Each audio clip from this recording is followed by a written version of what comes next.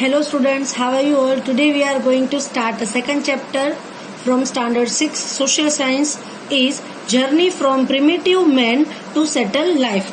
Let's start. Jaybir and his family were going for Gandhinagar to Jamnagar in train.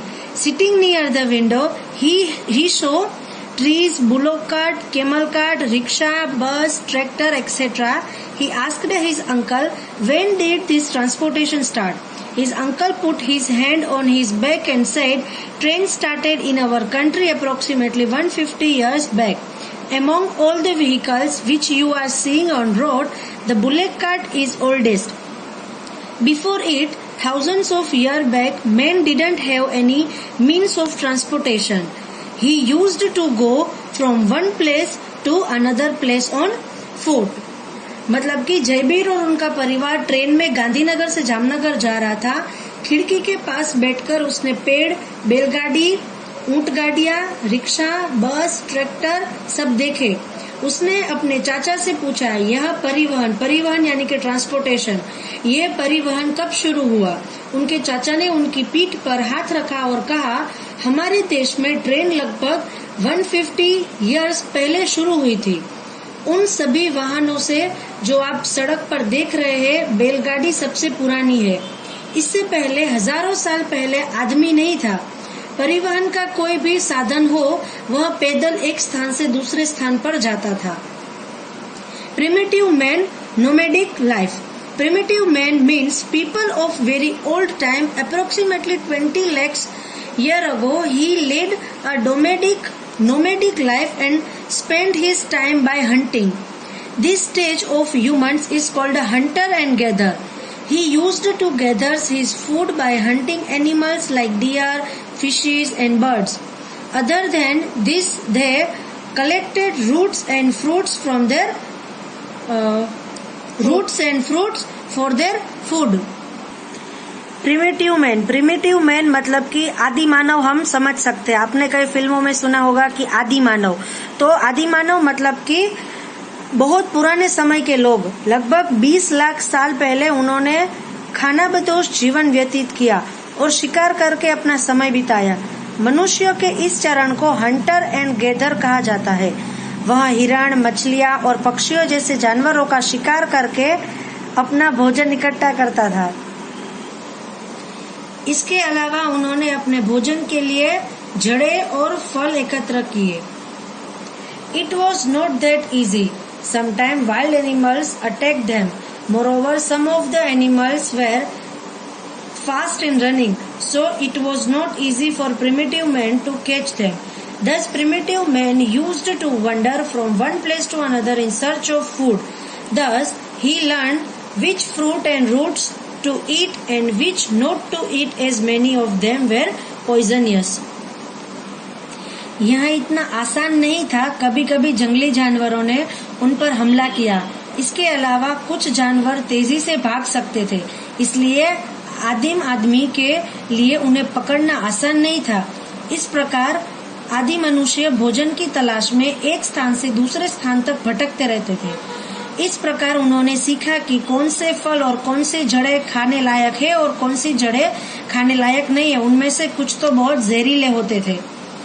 Animals like deer, sheep, goat were easy to hunt, so primitive men used to wander from one place to another in search of them. Moreover, water being essential for life, they used to settle near the source of water.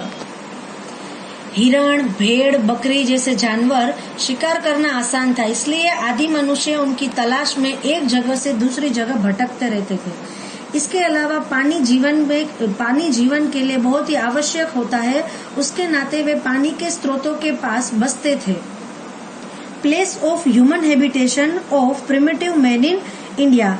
Archaeologist, anthropologist and historians have together found out many places of habitation of primitive man. Along with it, they have also found out information about implementation used by them. They used implements and weapons made of stone and wood. Sometimes they even used implements made up of bones. Since the lives of hunter-gatherer and wanderers are associated with stone, technology. This time is called a Paleolithic. पुरातत्वविदों, मानव विज्ञान और इतिहासकारों ने एक साथ आदि मनुष्य के निवास स्थान के कई स्थानों का पता लगाया है। इसके साथ ही उन्होंने अपने द्वारा इस्तेमाल किए गए उपकरणों के बारे में भी जानकारी प्राप्त की है। उन्होंने पत्थर और लकड़ी से बने औजार और हथियार का इस्तेमाल किया। कभी कभी वे हड्डियों से बने औजार का भी इस्तेमाल करते थे। चूंकि शिकारी और शिकारियों का जीवन पत्थर के तकनीकी से जुड़ा हुआ है, इसलिए इस समय को पूरा पाषाण काल कहा जाता है। पैलेयोलिथिक मतलब कि पूरा पाषाण काल। The stones shown in figure 2.1 were used to cut vegetation and to scrape the skin of animals. Primitive man used peel of the tree and skin of animals to cover his body. मतलब कि इस picture में जो आपको नुकीले पत्थर दिखाए जा रहे हैं वो वेजिटेशन को कट करने के लिए, मतलब कि जो छोटे छोटे पौधे और वो सब होते हैं उनको कट करने के लिए, फिर जो एनिमल्स होते हैं उनकी स्किन को कट करने के लिए, और ये पत्थर यूज होता था। और जो आदि मानव थे वो अपनी बॉडी को कवर करने के लिए उस एनिमल की चमड़ियों का यूज करते थे। Look carefully at the place marked in the map. You will find that many places of India the primitive man might have lived. Few places are shown in the map, but there are evidence of their habitat in many places in India.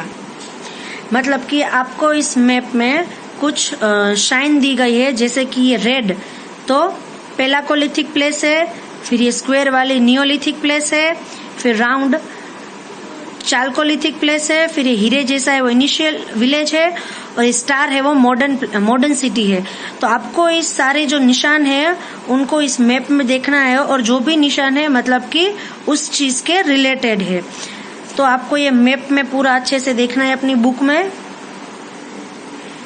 They preferred to stay in good and a large place where stone, wood and water were found. They lived in a natural cave to protect themselves from rain and a wild animal. Several such places have been found in a Vindhya mountain in central India. Such type of place have also been found in the region around Narmada river. Bhimbetka जो कि मध्य प्रदेश में है has been found, which was an excellent place of a human habitation. In its cave, near about 500 images of birds, deer, wooden spear, trees, humans, etc., drawn by the primitive man have been found, which are drawn with the help of a natural colors. वे अच्छे और बड़े स्थानों में रहना पसंद करते थे, जहां पत्थर, लकड़ी और पानी पाए जाते थे। वे खुद को बारिश और जंगली जानवरों से बचाने के लिए प्राकृतिक गुफाओं में रहते थे। मध्य भारत के विंध्य पर्वतों में ऐसे कई स्थान पाए गए हैं। इस प्रकार के स्थान नर्मदा नदी के आसपास के क्षेत्र में भी पाए गए हैं। भीमबेटका जो कि मध्य प्रदेश से पाया गया है, जो मानव बस्ती का एक उत्कृष्ट स्थान था।